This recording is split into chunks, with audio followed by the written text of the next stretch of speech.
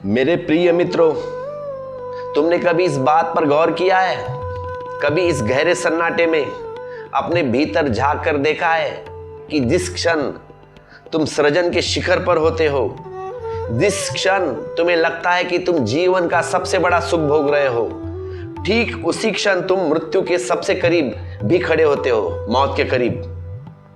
तुम्हें लगता है कि यह महज एक शारीरिक क्रिया है, तुम्हें लगता है कि यह शरीर की एक जरूरत है, नीड, जिसे पूरा करके तुम हल्का महसूस करते हो। लेकिन क्या तुम जानते हो, जिसे तुम राहत कहते हो, जिसे तुम कुछ पलों का मजा कहते हो, वह दरअसल तुम्हारे अपने ही अस्तित्व का, तुम्हारे अपने ही मस्तिष्क का, तुम्हारे अपने ही भेजे का निचोड़ कर बाहर फेंक दिया जाना है। बस आज मैं तुमसे उस साइंस की बात करने जा रहा हूं जो साइंस की लैबोरेटरीज में अभी पूरी तरह से नहीं उतरा है, लेकिन तुम्हारे दृश्यों ने, तुम्हारे ऋषि मुनियों ने हजारों साल पहले अपनी अंतर्दृष्टि से उसे देख लिया था। साइंस आज हैरान है, आधुनिक चिकित्सा शास्त्र आज स्तब्ध खड़े हैं एक ऐसा तथ्य के सामने जिसे झुटलाया नहीं जा सकता। और वह तथ्य यह है कि तुम्हारे शरीर की वह सफेद ऊर्जा, वह बीज जिसे तुम इतनी आसानी से नालियों में बहा देते हो, और तुम्हारी रीढ़ की हड्डी के भीतर बहने वाला वह पवित्र पानी, वह द्रव्य, उन दोनों का रासायनिक ढांचा, उन दोनों की बनावट, उन दोनों का स्वभाव एक जैसा क्यों है? प्रकृति कभी कोई संयोग नहीं करती, प्रकृति व्यर्थ के खेल नहीं खेलती। अगर उसने वीर्य को और मस्तिष्क के उस द्रव्य को एक जैसा बनाया है, तो उसके पीछे एक बहुत गहरा राज छिपा है। एक ऐसा राज जो अगर तुम्हारी समझ में आ गया तो तुम इंसान से देवता होने की यात्रा पर निकल पड़ोगे, और अगर समझ में नहीं आया तो तुम महज एक मशीन बनकर रह जाओगे। एक ऐसी मशीन जो भोजन को गोबर में बदलने का अलावा और कुछ नहीं। जरा सोचो, तुम्हारे मस्तिष्क को प्रकृति ने सबसे सुरक्षित तिजोरी में रखा है। कहां है तुम्हारा ब्रेन? खोपड़ी की मजबूत हड्डियों के नीचे, और वह भी सूखा नहीं है। तुम्हारा दिमाग तुम्हारे मस्तिष्क के एक विशेष प्रकार के तरल पदार्थ में, एक विशेष प्रकार के पानी में तैर रहा है। विज्ञान इसे अपनी भाषा में कुछ भी कहे, लेकिन योग की भाषा में यह वही सोमरस है, यह वही ऊर्जा है जो अगर नीचे बहे तो जीवन का जन्म होता है, बच्चा पैदा होता है, और अगर वह ऊपर चढ़ जाए तुम्हें नया जन्म देती है। फिर वही ऊर्जा। समस्या यह है कि तुम्हें कभी किसी ने बताया ही नहीं कि तुम्हारे भीतर खजाना कहां है, तुम्हारे भीतर का खजाना कहां छिपा है। तुम भिखारी की तरह बाहर कटोरा लेके सुख मांगते रहते हो, जबकि सुख तुम्हारे भीतर है, जबकि तुम्हारे भीतर वह रसायन बन रहा है जो तुम्हें सम्राट बना सकता है, जो तुम्हें आनंद दे सकता है। आज हम इस भ्रम को तोड़ेंगे। आज हम शरीर के उस रसायन शास्त्र में उतरेंगे जिसे समझना हर उस व्यक्ति के लिए अनिवार्य है जो होश में जीना चाहता है। तुम जिसे काम वासना कहते हो, तुम जिसे सेक्स कहते हो, वह सिर्फ दो शरीरों का मिलन नहीं, वह तुम्हारे शरीर की पूरी मशीनरी का, तुम्हारे रोए रोए की मेहनत का परिणाम है। कभी तुमने सोचा है कि जो भोजन तुम करते हो उसका होता क्या है? जो तुम रोज खाना खाते हो क्या होता है उसका? तुम खाना खाते हो, शरीर उसे पचाता है। वह भोजन पहले रस बनाता है, फिर उस रस से रक्त बनता है, ब्लड। उस खून को शरीर और पकाता है और तपाता है, तब जाकर मांस बनता है। मांस और मज्जा बनता है, बाद में मेद बनता है, हड्डियां बनती है। और जब यह सारी प्रक्रिया पूरी तरह हो जाती है, जब शरीर अपनी पूरी क्षमता, अपनी पूरी अग्नि लगा देता है, तब अंत में सबसे आखिर में जो सारा तत्व निकलता है, जो इस पूरे शरीर का निचोड़ है, वह वीर्य बनता है, सीमन। यह एक दिन की कमाई नहीं है, यह एक दिन की प्रक्रिया नहीं है। वैज्ञानिक कहते हैं और तुम्हारा आयुर्वेदिक ग्रंथ भी यही कहता है कि भोजन को वीर्य बनने में महीनों का समय लगता है। इसे एक उदाहरण से समझो। जैसे एक किसान गन्ने के खेत में खड़ा है, हजारों गन्ने हैं, वह उन सबको काटता है, फिर उन्हें कोलों में डालता है, उन हजारों गन्नों को। फिर उससे जो रस निकलता है वह भी पानी जैसा है। फिर वह उसे कढ़ाई में चढ़ाता है, घंटों तक तपाता है आग में, तो उसके अंदर का सारा पानी, सारा जल उड़ जाता है। बाद में जो बचता है गुड़, शक्कर, वीर्य। तुम्हारे शरीर की वही शक्कर है, ये जो वीर्य है तुम्हारा शरीर की वही शक्कर है, वही अंतिम सार है। और तुम क्या कर रहे हो? तुम उस सार को, जिसे बनाने में तुम्हारे शरीर के एक एक सेल ने, एक एक कोशिका ने काम किया है, तुम उसे एक पल, एक झटके में बाहर निकाल देते हो, एक छोटी सी सिरन के लिए बाहर फेंक देते हो।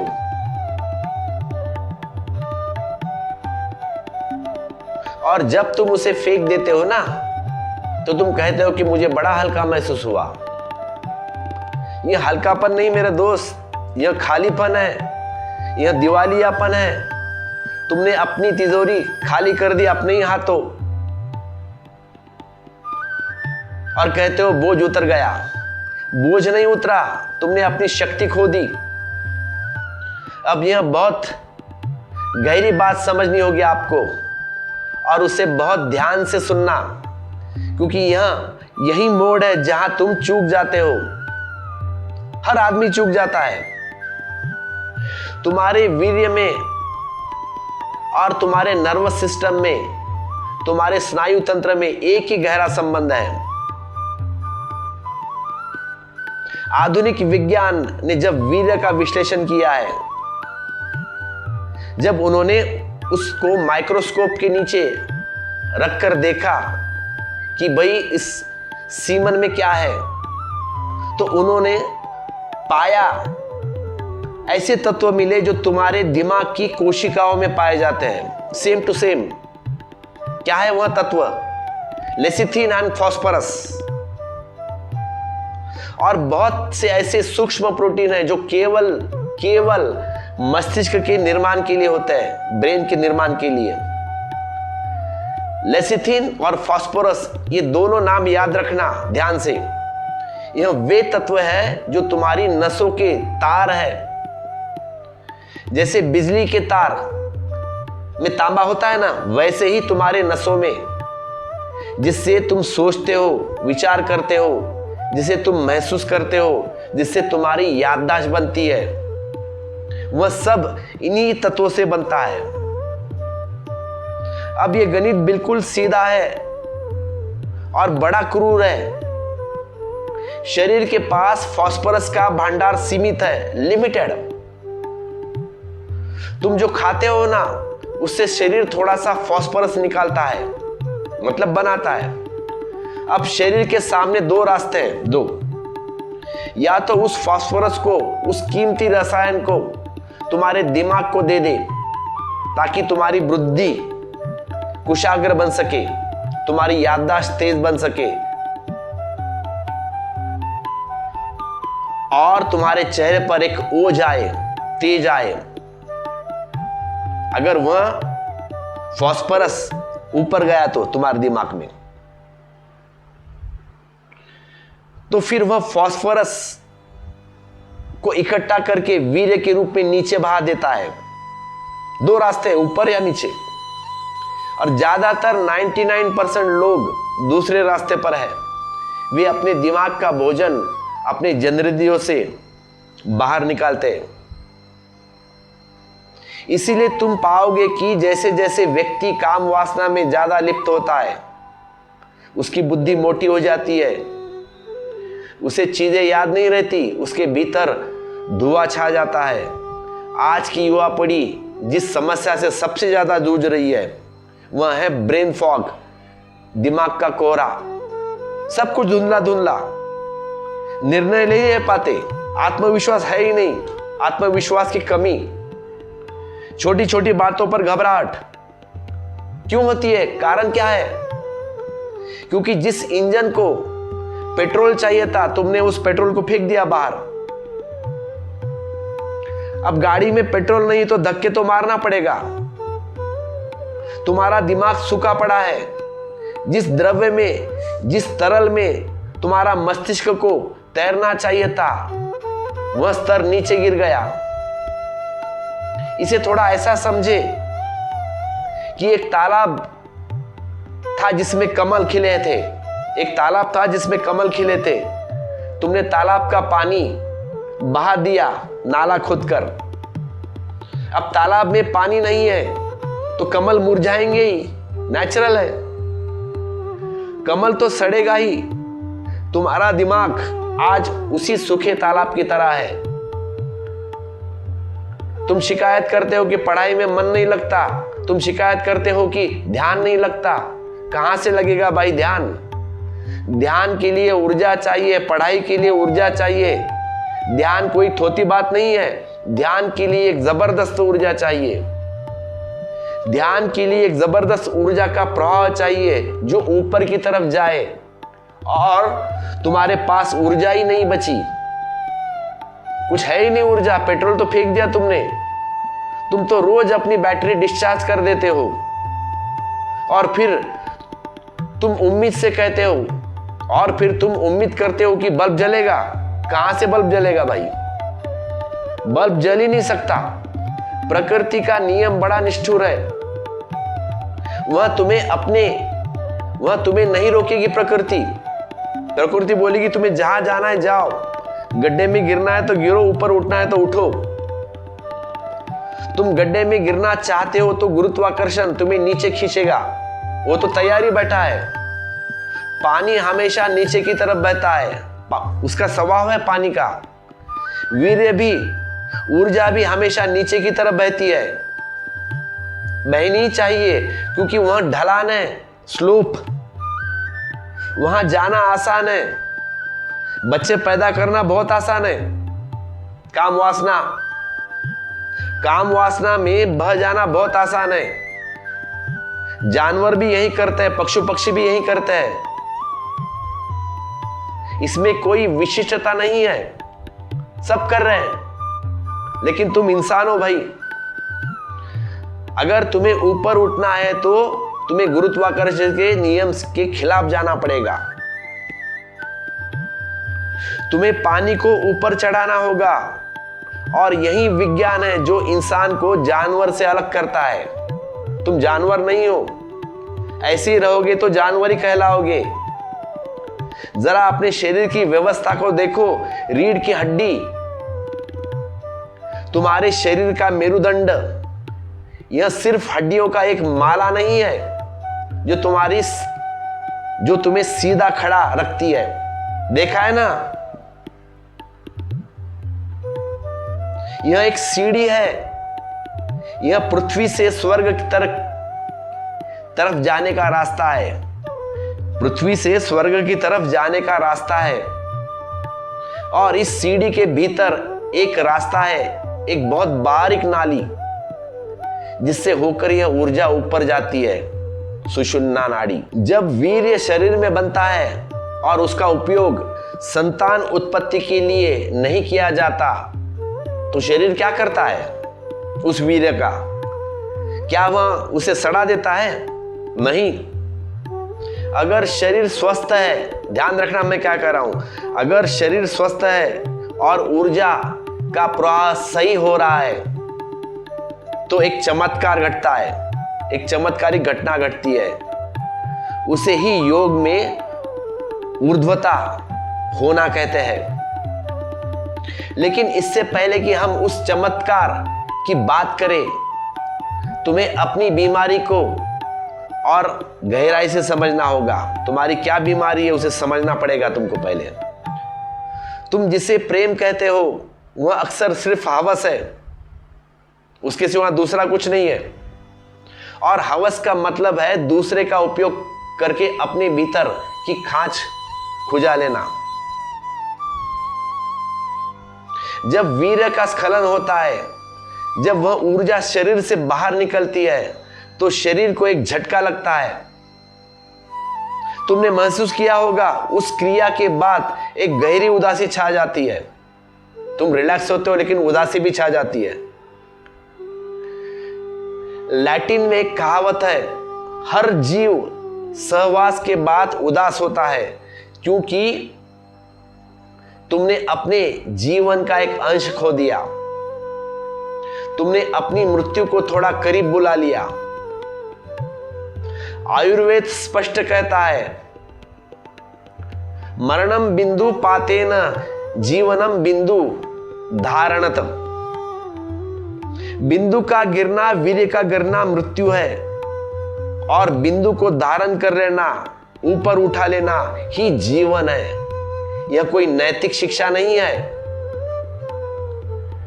मैं तुम्हें कोई नैतिकता नहीं सिखा रहा हूं। मैं तुम्हें यह नहीं कह रहा हूं कि यह पाप है। मैं पाप पुण्य की भाषा में नहीं बोलता, मैं विज्ञान की भाषा बोल रहा हूं, सीधी सीधी। मैं कारण और परिणाम की भाषा बोलता हूं। अगर तुम हाथ अपना आग में डालोगे तो हाथ जलेगा ही। यह पाप नहीं है, यह विज्ञान है। उसी तरह अगर तुम अपनी जीवन ऊर्जा को, अपने व्हाइट ब्लड को, अपने सफेद रक्त को, क्योंकि वीर्य और कुछ भी नहीं है, सफेद रक्त है, सफेद खून, अगर तुमने उसे ही यूं ही बहा दिया, बहाते रहोगे, तो तुम मानसिक रूप से और शारीरिक रूप से, आत्मिक रूप से कंगाल हो गए। जाओगे तुम्हारे भीतर जो चिड़चिड़ापन है, जो बात बात पर तुम गुस्सा करते हो ना, आता है ना गुस्सा, चिड़चिड़ापन होता है ना, क्यों? कारण क्या है? तुम्हारा नर्वस सिस्टम इतना कमजोर क्यों है? तुम्हारी नसें इतनी कमजोर क्यों है? क्योंकि उनका भोजन, वह जो लेथसिन और फास्फोरस है, जो उन्हें चिकनाई देता है, जो उन्हें ताकत देता है, वह तो तुमने बहा दिया। अब सूखी नसें आपस में रगड़ रही है। जैसे मशीन में तेल नहीं हुआ तो आवाज होता है ना, गर्म हो जाती है, वैसे ही तुम्हारा दिमाग गर्म होता है। फिर तुम डिप्रेशन में जाते हो।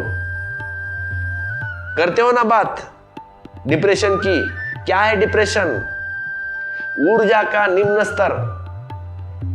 ऊर्जा का निम्न स्तर होने पर डिप्रेशन होता है। जो तुम्हारे पास ऊर्जा ही नहीं बची, तो तुम उत्साह कहां से लाओगे? उत्साह के लिए, उमंग के लिए भीतर एक भरा पूरापन चाहिए, भीतर पूरापन चाहिए। देखो एक योगी की आंख और साधारण आदमी की आंख।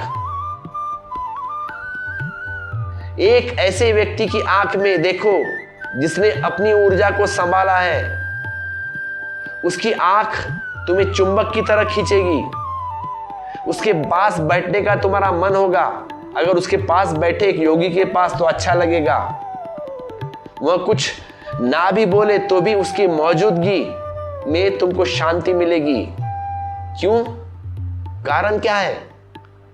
क्योंकि उसका बायो इलेक्ट्रिक सिस्टम का सर्किट, उसकी जैव विद्युत का परिपथ पूरा हो गया, उसका बल्ब पूरी तरह से जल रहा है और तुम्हारा बल्ब टिमटिमा रहा है, बन चालू, कभी जलता है कभी बुझता है, क्योंकि तुम्हारे पास वोल्टेज ही नहीं है। यह जो रीढ़ की हड्डी का पानी है, जिसे डॉक्टर सेरेब्रोस्पाइनल फ्लूइड कहते हैं, यह वही कच्चा माल है जिससे तुम्हारा दिमाग काम करता है। और वीर्य इसी का सघन रूप है। जब तुम वीर्य बचाते हो तो शरीर उसे वापस सोख लेता है, एग्जॉट। इसे रिस्पॉन्शन कहते हैं, वह वापस खून में मिल जाता है। लेकिन अब वह साधारण खून नहीं रहता, अब वह ओजस बन गया। वह एक सूक्ष्म ऊर्जा बन जाती है जो सीधे तुम्हारे मस्तिष्क को, तुम्हारे पिनेल ग्लैंड्स को, या कहो तीसरी आंख का पोषण है। वह तुम्हारे तीसरी आंख को ऊर्जा देती है। लेकिन आज की स्थिति क्या है? आज आदमी डर में जी रहा है। अगर उसे सेक्स नहीं किया तो उसे कोई बीमारी हो जाएगी, ऐसे लगता है।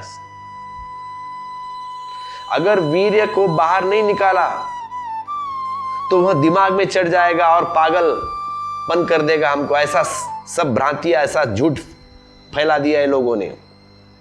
किसने फैला है? हमने फैला है। और ये जो उन लोगों ने फैला है जो तुमको कमजोर रखना चाहते हैं। कुछ कारण है उसके लिए, बाजार है। अगर तुम कमजोर हो तो तुमको दवाइयां लगेगी, फिर उनका धंधा कैसे चलेगा? अगर तुम कमजोर हो, डॉक्टर के पास जाओगे, मेडिसिन लोगे, मनोरंजन के साधन खरीदोगे, खाली बैठे तो क्या करेंगे? लिया मोबाइल, पढ़ लिया, मैगजीन पढ़ लिया। एक शक्तिशाली व्यक्ति, एक ऊर्जावान व्यक्ति बाजार का गुलाम नहीं होता, वह अपना मालिक खुद होता है। और तुम मालिक हो, तुम तो गुलाम हो, गुलाम से भी बदतर। बात मेरी ध्यान रखना, तुम्हें समझना होगा कि यह शरीर एक अद्भुत यंत्र है। इसमें रूपांतरण की क्षमता है। कोयला ही हीरा बनता है। कोयला और हीरे में रासायनिक रूप से कोई फर्क नहीं, दोनों कार्बन है, कोयला और हीरा। बस फर्क इतना है कि कोयला कच्चा है और हीरा वह है जो बहुत दबाव और बहुत ताप में पक गया है।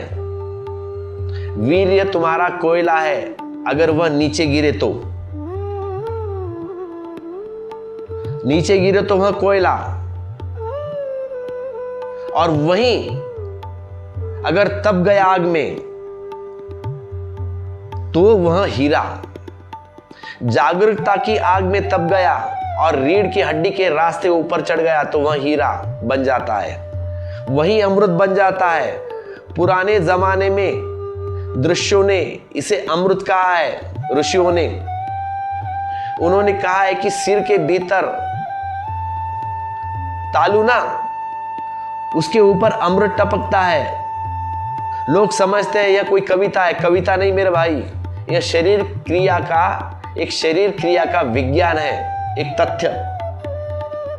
जब तुम्हारी यौन ऊर्जा पूरी तरह से मस्तिष्क में पहुंच जाती है तो वहां ग्रंथियों का एक विशेष प्रकार का स्त्राव करती है, छिड़काव। वह स्त्राव इतना आनंददायक होता है, इतना नशीला होता है कि उसके सामने शराब भी कुछ नहीं, ना ड्रग्स या सेक्स का सुख का भी, सेक्स भी फीका पड़ जाता है। तुम बोलते हो ना सेक्स से सुख मिलता है, उससे भी ज्यादा सुख मिलेगा, लेकिन तुमने वह जाना नहीं।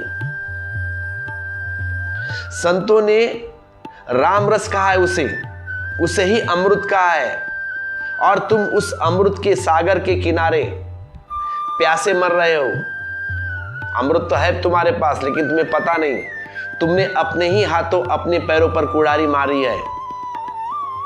और मजे की बात यह है कि तुम कुल्हाड़ी मारने को ही जीवन का आनंद समझते हो। जब तक तुम इस बुनियादी भूल को नहीं सुधारोगे, तब तक कोई ध्यान, कोई पूजा, कोई प्रार्थना काम नहीं है आने वाली है तुम्हारे। क्योंकि प्रार्थना करने के लिए होश चाहिए और होश के लिए ऊर्जा चाहिए। मेरी बात को गौर से समझना। मैं तुम्हें सेक्स के विरोधी नहीं बना रहा हूं, तुम्हें सेक्स के ऊपर उठाने की बात कर रहा हूं। और ऊपर वही उठ सकता है जिसके पास सीढ़ी हो। तुमने अपनी सीढ़ी ही जला दी है तापने के लिए। अब तुम खड़े होकर रो रहे हो कि मैं ऊपर कैसे जाऊं।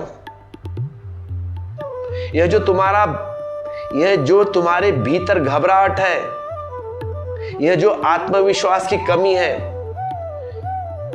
यह जो तुम लोग की आंख के आंख में डालकर बात नहीं कर सकते ना, इसका कारण मनोवैज्ञानिक नहीं है। मनोवैज्ञानिक नहीं है, इसका कारण जीव वैज्ञानिक है। तुम्हारी जड़ें सूख गई है पूरी। एक पेड़ जिसकी जड़ों में पानी ना होने के बराबर है।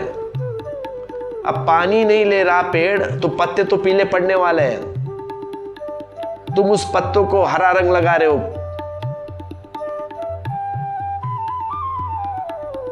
मोटिवेशनल वीडियो देखते हो, संदीप माहेश्वरी को सुनते हो, किताबें पढ़ते हो मोटिवेशनल। कॉन्फिडेंस कैसे बढ़ाए, खरीद के लाते हो बाजार से, क्या मिलने वाला है। या क्लास लगा देते हो 8 दिन का, जाते हो सुन के आते हो मोटिवेशनल स्पीकर को, आ जाएगा कॉन्फिडेंस। कॉन्फिडेंस से तुम्हारे भीतर की ऊर्जा की गूंज है। जब भीतर ऊर्जा लबालब भरी होती है तो कॉन्फिडेंस अपने आप आता है। मोटिवेशनल स्पीकर के को सुनने की जरूरत नहीं है, कुछ होने वाला नहीं है। उसे बुलाना नहीं पड़ता, सुनना नहीं पड़ता। शेर देखा है? शेर जाता है क्या कॉन्फिडेंस की क्लास लेने के लिए? उसकी ताकत ही उसका कॉन्फिडेंस है। तुमने अपनी ताकत गंवा दी है और अब तुम समाज के सामने एक मुखौटा लगाकर खड़े रहे हो और ऐसे ही जी रहे हो। लेकिन इस मुखौटे के पीछे एक डरा हुआ आदमी खड़ा है। एक ऐसा इंसान जिसका दिमाग अब साथ नहीं दे रहा है, जिससे बातें अब याद नहीं रहती, जो कोई गहरा चिंतन करने में असमर्थ है। कोई भी बड़ा काम करने के लिए, चाहे व्यापार हो, चाहे कला हो, चाहे विज्ञान, एकाग्रता जरूरी है। और एकाग्रता का मतलब क्या है? सारी ऊर्जा को एक बिंदु पर इकट्ठा कर लेना। लेकिन तुम्हारी ऊर्जा तो बाहर बह रही है। तुम्हारा घड़ा, उसमें बहुत सारे छिद्र पड़े हैं।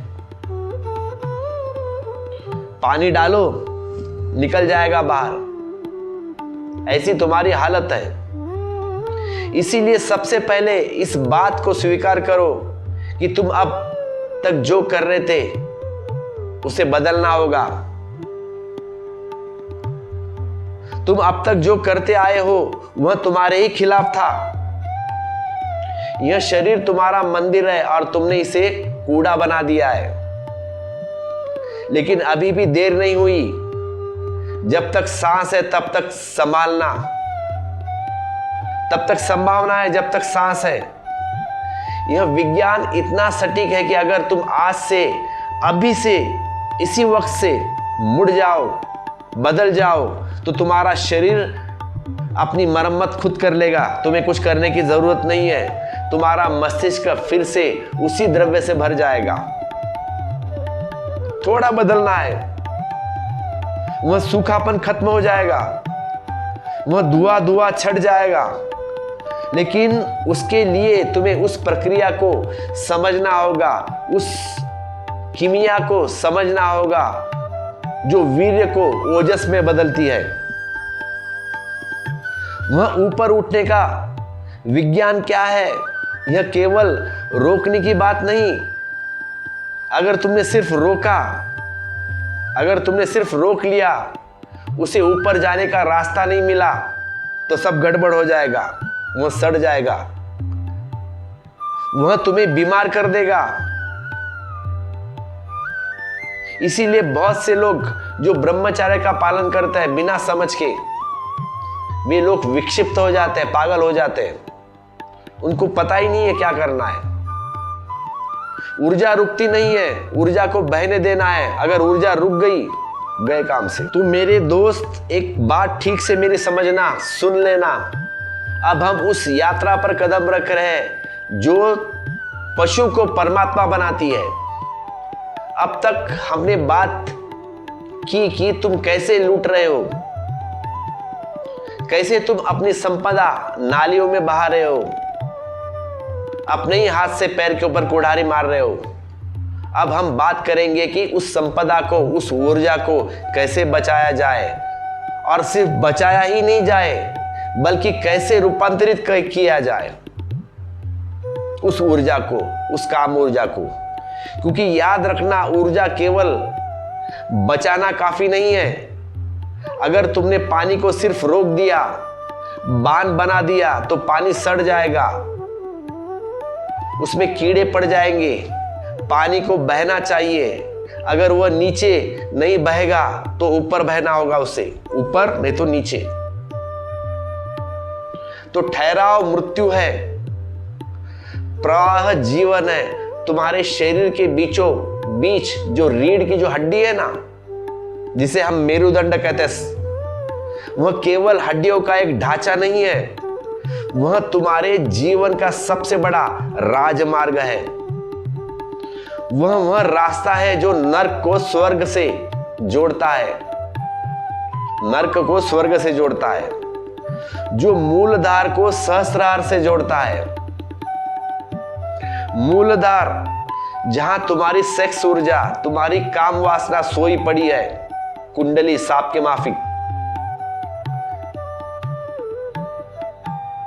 वह सांप और सहस्रार जो तुम्हारे मस्तिष्क के सबसे बड़े हिस्से में, जहां चेतना का 1000 पंखुड़ियों वाला कमल खिलता है, उसको जोड़ना है नीचे से ऊपर। विज्ञान कहता है कि रीढ़ की हड्डी के अंदर एक बहुत बारीक नली है, डॉक्टर उसे स्पाइनल कॉर्ड कहते हैं, लेकिन योग उसे स्पाइनल कॉर्ड नहीं कहता, योग कहता है उसे सुषुम्ना नाड़ी। बहुत छोटी सी होती है, एक तार जैसी बारीक। बिजली उससे ऊपर चढ़ती है। जब वीर्य नीचे बहता है तो वह सृष्टि का निर्माण करता है, बच्चे पैदा करता है। लेकिन और जब वीर्य जब ऊपर चढ़ता है, नीचे नहीं जाता, ऊपर चढ़ता है, मतलब भाप बनता है, फिर अपने आप उस सुषुम्ना नाड़ी से ऊपर जाता है। और जब वह ऊर्जा ऊपर उठती है तो तुम्हारे भीतर सोए हुए भगवान को, तुम्हारे भीतर के बुद्ध को जन्म देती है। इस प्रक्रिया को समझो। इसे विज्ञान की भाषा में ऊर्ध्वपातन या सब्लिमेशन कहते हैं। जैसे पानी को अगर तुम गर्म करो तो वह क्या बनता है? वह भाप बन जाता है। पानी का स्वभाव नीचे बहना है, लेकिन भाप का स्वभाव ऊपर उठना है। पानी कभी ऊपर नहीं जा सकता जब तक कि वह भाप न बन जाए। ठीक वैसे ही तुम्हारी काम वासना, तुम्हारा वीर्य, वह पानी है, वह हमेशा नीचे बहेगा, क्योंकि उसका स्वभाव है वह नीचे बहना। तुम उसे कितना भी रोको, कितनी भी कोशिश करो, नहीं रुकेगा। नियम के विरुद्ध कुछ होता नहीं है। तुम जबरदस्ती करोगे रोकने की तो तुम्हें विकृतियां पैदा हो जाएंगी, तुम कुंठित हो जाओगे, तुम गुस्से से भर जाओगे। तो रास्ता क्या है? रास्ता दमन नहीं है, रास्ता दमन नहीं है, रास्ता ताप, रास्ता है अग्नि। उस ऊर्जा को इतनी गर्मी दो कि वह भाप बन जाए, वह पानी भाप बने और वह भाप बन के ऊपर जाए। अब ये गर्मी कहां से आएगी? वह गर्मी आएगी जागरूकता से, होश से, वह गर्मी आएगी ध्यान से। तो पुराने जमाने में ऋषि मुनि इसे तप कहते हैं। तप का मतलब जंगल में एक पैर पर ऊपर खड़ा रहना नहीं है, तप का मतलब है गर्मी पैदा करना है। जब तुम्हारे भीतर काम की वासना जागे, जब तुम्हें लगे कि ऊर्जा नीचे बहना चाहती है, जब सेक्स की याद आए, उस क्षण तुम क्या करते हो? तुम बेहोश हो जाते हो, तुम उस वासना में बह जाते हो, तुम यंत्रवत हो जाते हो। उस क्षण तुम्हें होश नहीं रहता, तुरंत तुम सेक्स में चले जाते हो और वीर्य बाहर निकालते हो। बस एक पागलपन सवार हो जाता है तुम्हारे सिर के ऊपर कि किसी तरह इस ऊर्जा को बाहर फेंक दूं। यहीं पर तुम्हें क्रांति करनी है, यहीं पर तुम्हें ऊर्ध्वत्वा बनना है। जब काम वासना उठे तो उसे शत्रु की तरह मत समझो, उसे लड़ो मत। लड़ोगे तो हारोगे, क्योंकि वह ऊर्जा तुमसे बहुत बड़ी है, तुमसे बहुत ताकतवर है, तुम कुछ भी नहीं उसके सामने। वह प्रकृति की ऊर्जा है, उसे कभी लड़ना नहीं है, उसका स्वागत करना है। आंख बंद कर लो और उस ऊर्जा को देखो। बस देखो कि भीतर एक तूफान उठ रहा है। जैसे तुम्हारे समुद्र के किनारे बैठे हो और लहरें उठती है ना, वैसा ही देखना है। वैसे ही अपने भीतर उठे उस काम की वासना को, लहर को देखो। यह देखना साक्षी भाव है, विटनेसिंग। जैसे ही तुम वासना को होश पूर्वक देखते हो, एक चमत्कार घटता है। वह ऊर्जा जो बाहर जाने के लिए नीचे की तड़प रही थी, वह अचानक अपना रास्ता बदलती है। तुम्हारा देखना, तुम्हारा होश में रहना उसे ऊष्मा देती है, उसे गर्मी देती है और वह वीर्य ऊर्जा बन जाता है, भाप बन जाता है। अपनी स्थूलता को छोड़कर सूक्ष्म होने लगती है, वह भाप बनने लगती है। और क्योंकि सुषुम्ना नाली वहां मौजूद है तुम्हारी रीढ़ की हड्डी में, वहां से वो ऊपर उठती है अपने आप, बिना प्रयास के। रीढ़ की हड्डी के सहारे अपने आप चढ़ने लगती है धीरे धीरे। तुम्हें कुछ करना नहीं है, ना कोई पंप लगाना है, ना कुछ करना है। अपने आप स्वयं, जैसे ही पानी भाप बनता है ऊपर उठता है ना, वैसे ही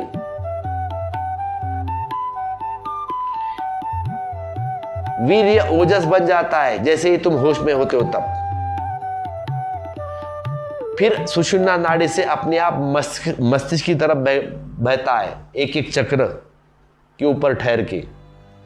और ये जब ऊर्जा मस्तिष्क में पहुंचती है, तब वह मेरुदंड के सारे चक्रों को भेदती हुई जाती है। 7 चक्र है ना, 6 चक्रों से ऊपर आती है, एक स्टेप बाय स्टेप। तब जब आखिरी स्तर पर पहुंचती है सहस्त्रार, तो संतों ने उसे अमृत वर्षा कहा है। अब वह ऊर्जा यात्रा करके तुम्हारे थर्ड आई पर आती है, पिनाकल ग्लैंड्स, जिसे शिव ने तीसरा नेत्र कहा है। वहां एक घर्षण होता है। यह नई ऊर्जा, यह ताज, यह ओजस जब वहां की सूखी कोशिकाओं से टकराता है ना यहां पे, तो एक विस्फोट होता है, प्रकाश का विस्फोट, आनंद का विस्फोट। तुम्हारे सिर के भीतर एक रस टपकने लगता है। यह कोई कविता या कोई कल्पना नहीं है। योगी इसे स्वाद से जानते हैं। वह मीठा होता है, शहद से भी मीठा। जब वह रस टपकता है ना, तब तुम्हारा पूरा शरीर, तुम्हारा पूरा अस्तित्व ऐसी मस्ती में डूबता है ना, आनंद एकदम इस संसार की किसी भी शराब में नहीं है। और तब तुम्हें पहली बार पता चलता है कि तुम किस हीरे को कौड़ियों के भाव में बेच रहे थे। वह जो थोड़ा सा सुख तुम नीचे गिरा रहे थे, लेकिन ऊपर का सुख उससे करोड़ों गुना ज्यादा है, करोड़ों गुना ज्यादा। इस यात्रा के लिए तुम्हें अपने जीवन शैली में, अपने रोजमर्रा के जीवन में कुछ बदलाव लाने पड़ेंगे, तब ये होगा। थोड़े से बदलाव है। तुम कचरा खाकर मंदिर नहीं बना सकते। आज मैं आपको कुछ बहुत व्यावहारिक सूत्र कहने जा रहा हूं, जिन्हें आप आज से ही अपने जीवन में उतारना है। और एक बार देखो उतार के, फिर कैसा बदलाव होता हो देखिए। फिर पहला सूत्र बताता हूं, भोजन के प्रति जागना। तुम जो खाते हो ना, तुम वही बन जाते हो। जैसा अन्न वैसा मन। अगर तुम बहुत ज्यादा मसालेदार, बहुत तामसिक भोजन करते हो, बहुत ज्यादा मिर्च मसाले वाला, बहुत ज्यादा लहसुन, प्याज, मांस, मदिरा का सेवन करते हो, तो तुम इस ऊर्जा को कभी ऊपर नहीं उठा पाओगे। इम्पॉसिबल। क्योंकि यह चीज जो है ना, ये चीजें, ये खाना शरीर को उत्तेजना पैदा तो करती है। ये खाने से खून में गर्मी तो पैदा होती है, लेकिन वह गर्मी तप की नहीं है, ज्वर की गर्मी है, बुखार की गर्मी। यह चीजें काम वासना को सीधा नीचे के केंद्र पर चोट करती है। जब तुम बहुत हेवी भोजन करते हो तो सारी शरीर की ऊर्जा उसे पचाने में लग जाती है,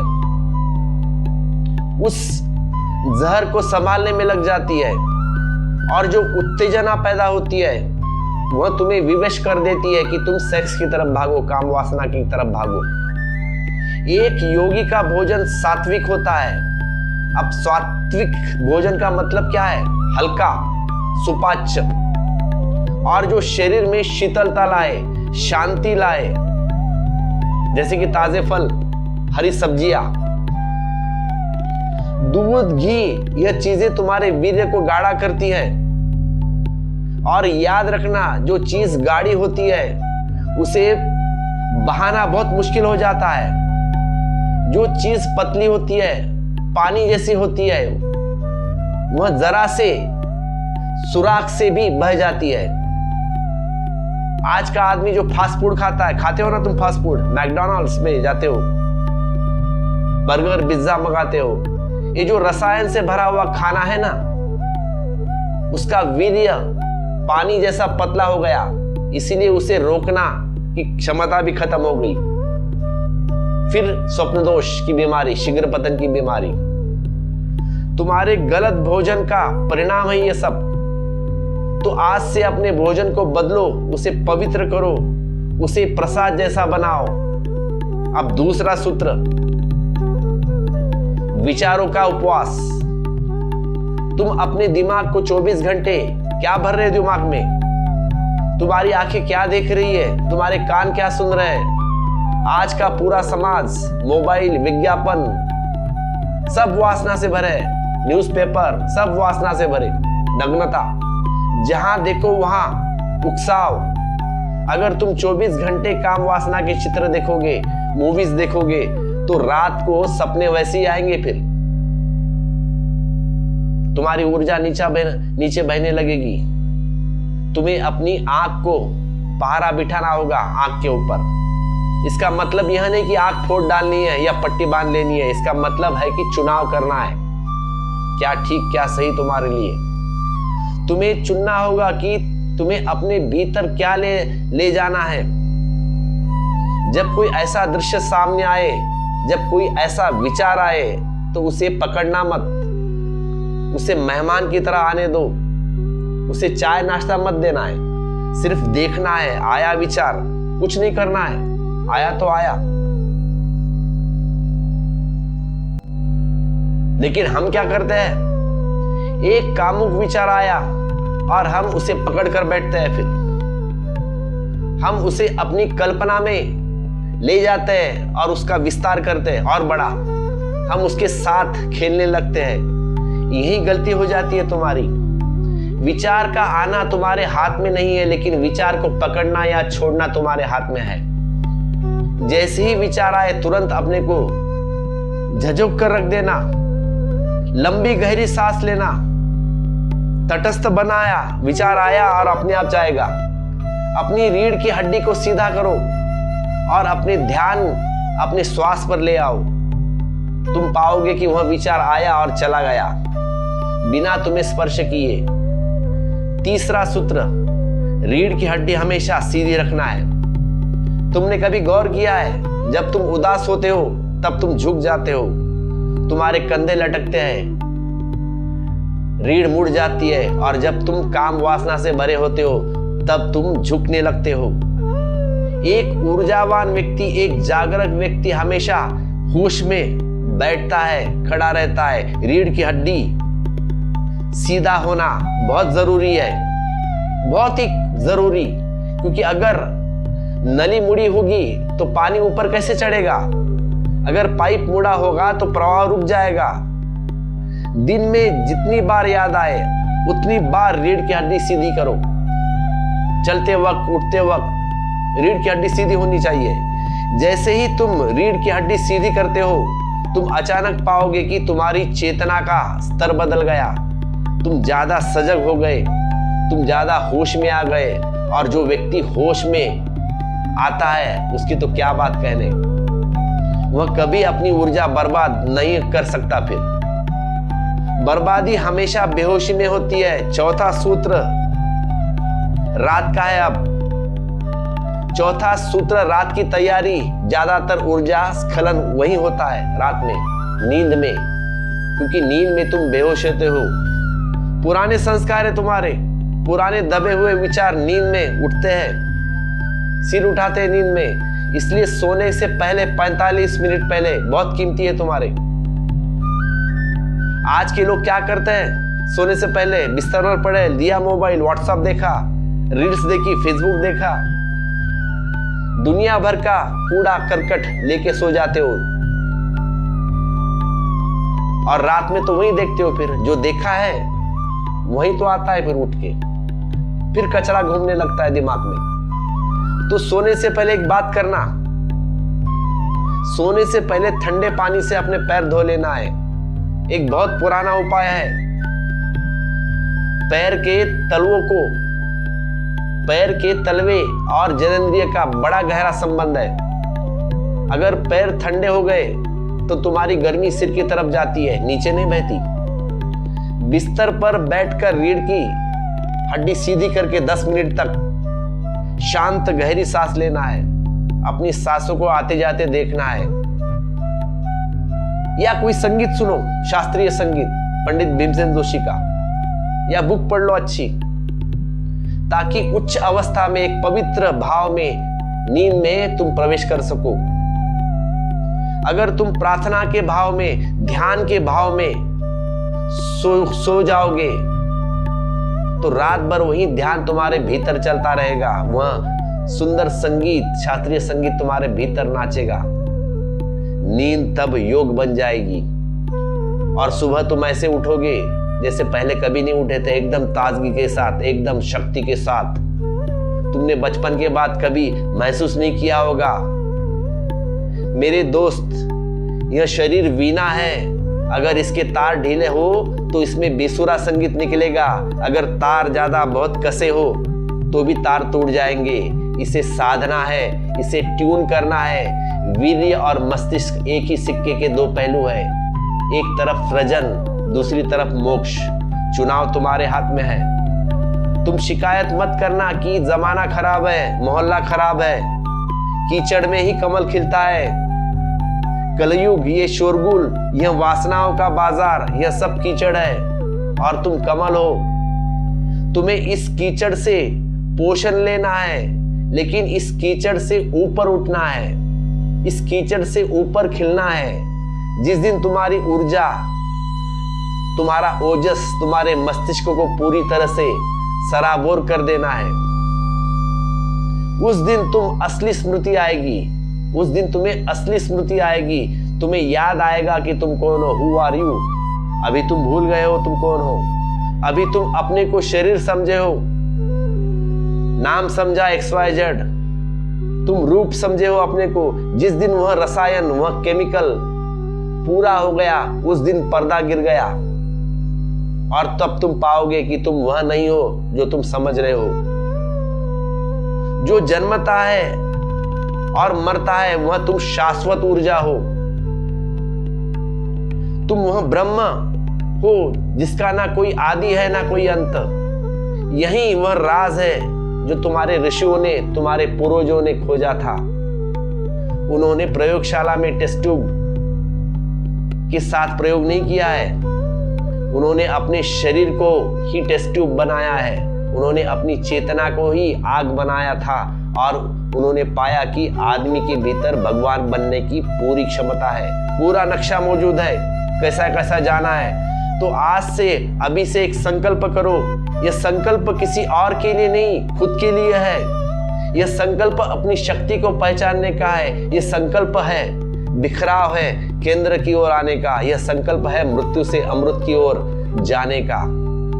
शुरुआत में बहुत कठिनाइयां होगी, पुरानी आदत है, खींचेगी, शरीर मांगेगा, मन मांगेगा, तड़पेगा, लेकिन घबराओ मत। हर बार जब तुम गिरोगे फिर खड़े होना, हर बार तुम हारो फिर से लड़ना मत, फिर से लड़ने मत लगना। बस जाग जाना है धीरे धीरे। जैसे जैसे तुम्हें इस रस का स्वाद चखोगे, जैसे जैसे तुम्हारा होश बढ़ेगा, जैसे जैसे तुम्हारे चेहरे पर वह तेज, वह चमक आने लगेगी, तुम खुद नीचे जाने का मन नहीं होगा। तब जिसके हाथ में हीरा लग गया वह फिर थोड़ी पत्थर पकड़ेगा। तुम्हारे भीतर वह हीरा है, उसे खोजो, उसे निखारो और अपने जीवन को एक उत्सव बनाओ।